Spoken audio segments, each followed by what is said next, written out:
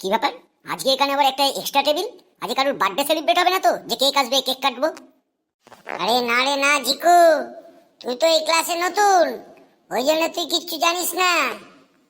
আজকে জেনারেল নলেজের যে পরীক্ষা হয়েছিল ওই পরীক্ষার খাতাগুলো দেখাবে, বুঝলি জিকু?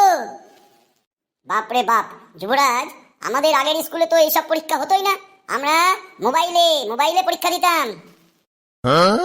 ওই দেখ জিকু, রামু কাকা পুরো পেপার নিয়ে চলে এসছেন, একটু পরেই স্যার আসবে, ওই পেপারগুলো নিয়ে আমাদের আলোচনা হবে আমরা পরীক্ষায় কেমন কি লিখেছি। তোমরা বুঝলে, আমি এই পেপারগুলো টেবিলের উপর রেখে দিলাম। পিঁচো স্যার বলেছেন কেউ যেন হাত না দেয়, উনি এক্ষুনি আসবেন। ঠিক আছে রামু কাকা, তোমার টেনশন নেই, আমরা কেউ হাত দেব না, স্যার আসুক। ঠিক আছে, আমি তাহলে যাই। খুব চাপে আছি, জানি না কত পেলাম পরীক্ষায়, আবার বাড়িতে গিয়ে বকাবকি শুরু হয়ে যাবে, কিটকিট কিটকিট কিটকিট, তুই কেন ভালো রেজাল্ট করিসনি, অন্যরা পায়। উফ, মাথা খারাপ হয়ে যাচ্ছে, মাথা গরম হয়ে যাচ্ছে আমার, সত্যি সত্যি। ভাইয়া, যতই পাস বাড়িতে ঢোকার আগে দুটো আইসক্রিম খেয়ে নিবি, আর বরফটা মাথায় ঘষে নিবি, তাহলে দেখবি মাথা ঠান্ডা হয়ে গেছে। হ্যাঁ হ্যাঁ, তুই চুপ করে বস, আমাকে অত কিছু বলতে হবে না, আমি সব ভালোভাবেই জানি। Good morning, good morning. তোরা সবাই এসে গেছিস তো? হ্যাঁ, এই তো রামু খুব ভালো কাম করে আছে, খাতাগুলো দিয়া গেছে, আজকে আমরা এই নিয়ে আলোচনা করুম। আমরা সবাই এসে গেছি। ঠিক আছে, এবার আমি খাতাগুলো দেখা শুরু করি।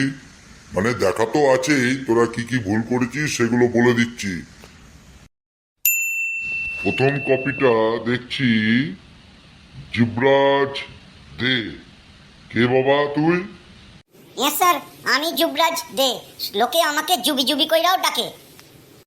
হ্যাঁ জুবি বাবা, তোকে বলা হয়েছিল পতাকা সম্বন্ধে লিখতে, তুই কি লিখেছিস সবাইকে একটু শোনা।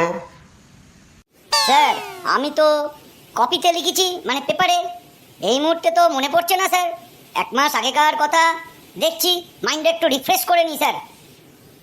স্যার মনে পড়েছে, আমি লিখেছি পতাকা সম্বন্ধে। পতাকা একটা বিড়ির নাম, খুব লম্বা লম্বা বিড়ি হয়, আমার দাদু আর পুরনো দিনের লোকেরা, মানে রাজা মহারাজা প্রজারা এই বিড়িটা প্রচণ্ড পরিমাণে খেত, ফুক ফুক কইরা ধোয়া উড়াইতো। এই বিড়ি মুর্শিদাবাদে পাওয়া যায় স্যার, ভারতবর্ষ বিখ্যাত, শুধু ভারতবর্ষ নয় বাইরের দেশেও মাঝে মাঝে এই বিড়িটা পাওয়া যায়।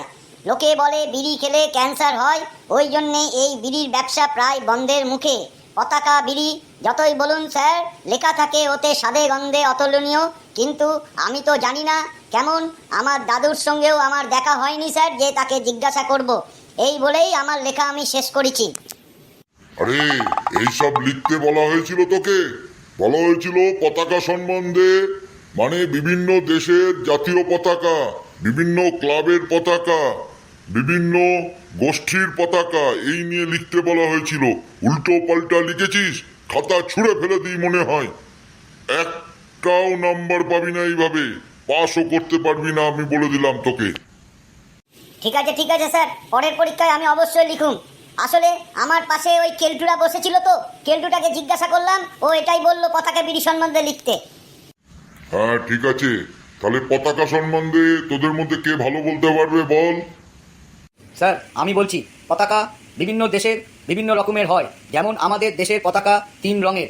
প্রথমটা ওপরে থাকে স্যার গেরুয়া, মাঝে সাদা আর নিচে সবুজ, মাঝখানে একটা চক্র থাকে। আমাদের প্রতিবেশী দেশ বাংলাদেশের পতাকা সবুজ আর লাল, এইরকম বিভিন্ন দেশের বিভিন্ন রকম পতাকা হয়। গুড গুড রিকি, এইটাই তো আমি চাই। তুই দেখছি একমাত্র আমার ক্লাসের মুখ উজ্জ্বল করবি। হ্যাঁ, চতুর্থ প্রশ্ন জিজ্ঞাসা করা হয়েছিল জলে ডুবে গেলে কি করে উদ্ধার করতে হয়, তুই কি লিখেছিস বল। স্যার আমি লিখেছি যে জলে যেন সবাই না নামে, সাঁতার না জানলে না নামাই ভালো, হাঁটু জল অবধি গেলে কোনো ক্ষতি নেই, কিন্তু তারপরে গেলেই যত চিন্তা ভাবনা। এই তো কিছুদিন আগে সেলফি তুলতে গিয়ে অনেকে জলে ডুবে গেল, সুতরাং সেলফি তোলার জন্য জলে না যাওয়াই ভালো। আর জলে ডুবে গেলে প্রথমে মানুষের চুল ধরে টানতে হয়, টানতে টানতে টানতে টানতে টানতে টানতে স্যার ডেঙায় নিয়ে আসতে হয়। কিন্তু আপনাকে আমি উদ্ধার করতে পারবো না, তার কারণ আপনার ছাদে কোনো কিছু নেই, আপনার ছাদ পুরো ফাঁকা। আমার ছাদ মানে তুই কি বোঝাতে চাইছিস রে হতভাগা? আমাকে কি ইনসল্ট করছিস সবার সামনে? স্যার আমি যা লিখেছি মনে করি সত্যি কথাটাই লিখেছি। ছাদ বলতে বোঝাতে চেয়েছি আপনার মাথাটা। আপনার মাথায় তো পুরোপুরি টাক, কোনো চুল নেই, তো আপনি ডুবে গেলে আমি কি করে উদ্ধার করব? আপনার টাই ধরে তো আর উদ্ধার করা যাবে না স্যার, গলায় টান পড়বে, সেক্ষেত্রে মহা বিপদ। একটা হনুমান কোথাকারের তুই, কোনো দিন কোনো রকম জ্ঞান হবে না তোর। এইভাবে কোনোদিন টিচারের সম্বন্ধে লিখতে নেই হতভাগা। ঠিক আছে স্যার, সমস্যা হবে না, পরের পরীক্ষায় আমি ঠিকঠাক লিখে দেবো। কি ব্যাপার রে, আজকে স্কুলের ছুটির ঘন্টা এত তাড়াতাড়ি পড়ে গেল? ঠিক আছে, আজকে এই অবধি, কালকে আমি এসে বাকি খাতাগুলো দেখাবো। আজকে তোরা যে যার মতন বাড়ি যা।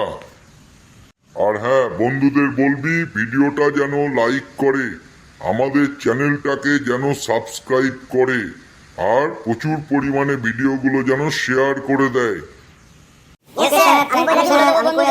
সাবস্ক্রাইব বাটনটা যেন দাবিয়ে দেয় আর চ্যানেলটাকে যেন সাবস্ক্রাইব করে।